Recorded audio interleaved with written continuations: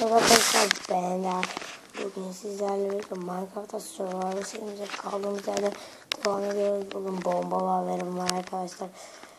Bugün tour yapacağız. Tour. Arkadaşlar saat 11. Evet 11 arkadaşlar, gece çıkıyorum.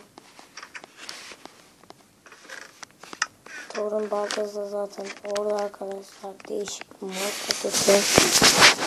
Arkadaşlar hiçbir şey gelmiyor. Öylesine bir yapmışlar. Bakayım ürünler yazıyor. Bir ürün değiştirin. Bir dakika, süper kahraman plaketimizden alalım. Şunu 3 saniye bekleyeceksiniz arkadaşlar. Bu bütün 1, 2, 3. Tamamdır. Tamamdır. Gelecek bölümlerde daha iyi şeyleri yapacağız arkadaşlar. Daha iyi süper kahramanları yapacağız. Şimdi arkadaşlar o özlemişim, hiç girmiyorum yani şeye. Thor tarlasına bakıyoruz. Thor.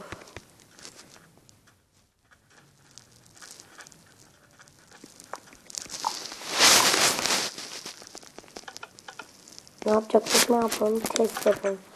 Ben bunu büyüleyeyim yani. Ben bunu büyüleyeyim, zaten büyülenmemiş geldi. Orada link diyor ki, orada şey diyordu, Smart'ın basının hangisi diyordu.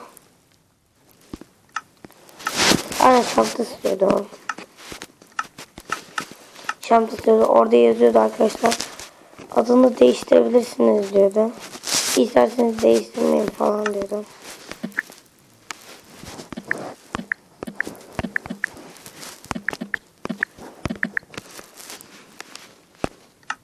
Hiçbir büyük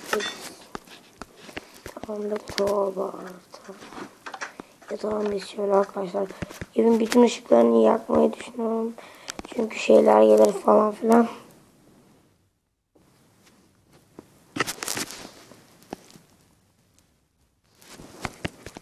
Biraz dışarıya çıkalım da şey yapalım. Hayvanı öldürelim. Niye? Hayvanı öldürmezsek ölürüz.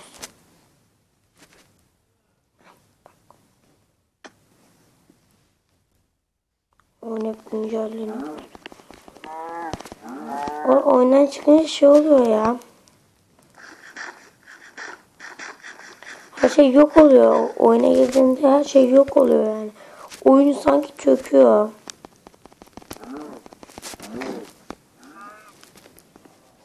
Tamam, öldü.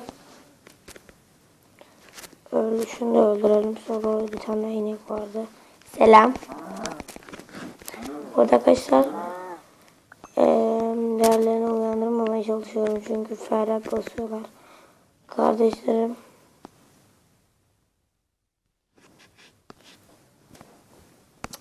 Doğru balta. Bu şey odun kırmak için de kullanabiliriz, söyleyeyim. Ah. Vallahi öleceğim oğlum, bir de set koymamış. Ama iyi ki atıyoruz, doğru.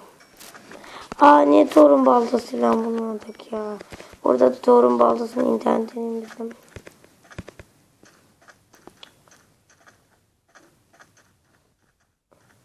Buraya göstereyim ben size. Tito ve Flash Mod. Yanlış yazmışım. Neyse. Kaktüs koleksiyonu. Gördüğünüz üzere kaktüs koleksiyonu. Şurada da tarla yazıyor işte. İşte böyle yani.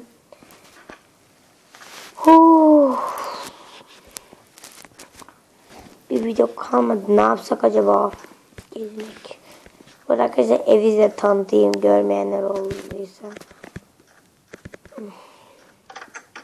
Evi yakında değiştirebilirim arkadaşlar.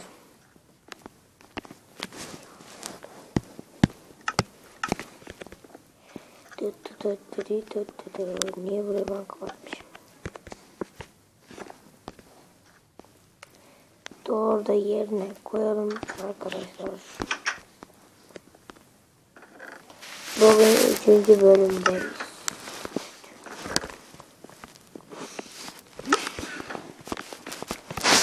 Evet arkadaşlar. Bu videomuza özel. Yani size göre ne kadar gelirse gelsin arkadaşlar. Thor'a hiç kimse vurmadı ama neyse.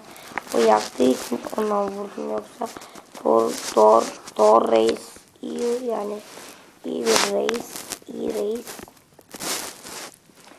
Ben Thor zaten en sevdiğim karakterlerden birisi, ama en sevdiğim Green Arrow'da yapacağız arkadaşlar. Hatta internetten indirdim bile şeyini.